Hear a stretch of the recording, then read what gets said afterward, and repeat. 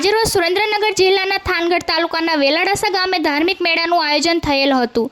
આજરોજ થાનગઢ તાલુકાના વેલાડાસા ગામે ધાર્મિક મંદિર આવેલ છે, જે ચાંદ્રેલિયા દાદાના નામથી પ્રખ્યાત છે, એટલે કે વાસુકી દાદાનું મંદિર આવેલ છે। ત્યાં દર વર્ષ શ્રાવણ મહિનાના પહેલા સોમવારે શ્રદ્ધાળુઓની ભીડ જોવા મળે છે અને આ શ્રદ્ધાળુઓ વાસુકી દાદાના દર્શન કરી અને પ્રસાદ લઈ ધન્યતાનો અનુભવ થાય છે। અને આજે પહેલો સોમવાર હોવાથી ભક્તોનું ઘોડાપૂર્ણ ઉમટી આવેલું હતું। હજારો ભક્તોએ પ્રસાદ લીધો અને દાદાના દર્શન કર્યા હતા।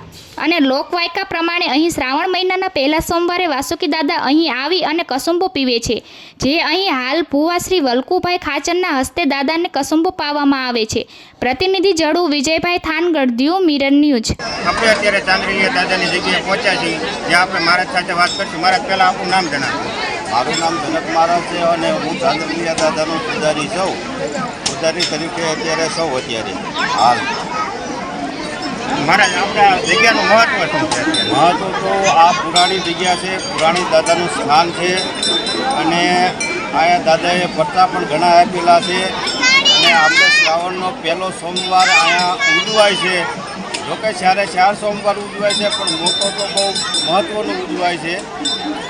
અને આમાં સેવા કઈ રીતની આપે છે? કયા ગામના સેવકગણો? સેવા તો મેન ત્રણ ગામ છે, વેલાડા, ચાંદ્રેલિયા, ખાખરાથડ। બાકી તો દાદા નીચે 82 ગામ આવેલા છે અને 18 વર્ષના એક સાથે પ્રસાદી લે।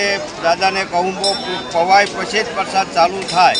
ખાખરાથડ, વેલાડા અને ચાંદ્રેલિયા 3 ગામના ભેગા થઈને કહુંબો દાદાને પાય પછી જ પ્રસાદ લેવાય છે।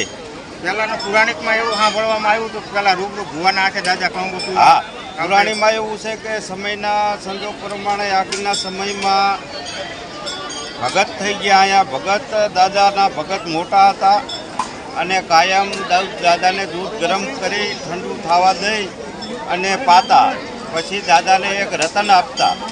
એ રતનમાં એ જીવન ગુજારતા। પછી એક દિવસ એવું બન્યું કે ભગતને બહારગામ જવાનું થયું અને ભગતાણી હતા એમને થોડુંક કહીને ગયા કે હું બહારગામ છું, તમે દાદાને દૂધ પાઈ આવજો। પછી દાદાને દૂધ પાવા માટે ભગતાણી ગયા, ગરમ દૂધ કર્યું અને પછી ભગતાણીને થોડીક સોનાની લાલચ લાગી એટલે દૂધ ગરમ કરી અને દાદાના રાફડામાં રેડ્યું। રાફડામાં રેડ્યું એટલે દાદાને ગરમ દૂધના ચાંદલા પડેલા, એના માથે તેને ચાંદલિયા નામ પડેલું। ઓકે બાપુ, આભાર। જય સાંઈ। હાય, હું છું ક્રુઝિન સિંઘાનિયા। આપની આસપાસના સત્ય સમાચાર જાણવા માટે જોતા રહો દીવ મિરર ન્યૂઝ અને હા, લાઈક અને સબસ્ક્રાઇબ કરવાનું ભૂલતા નહીં। Thank you.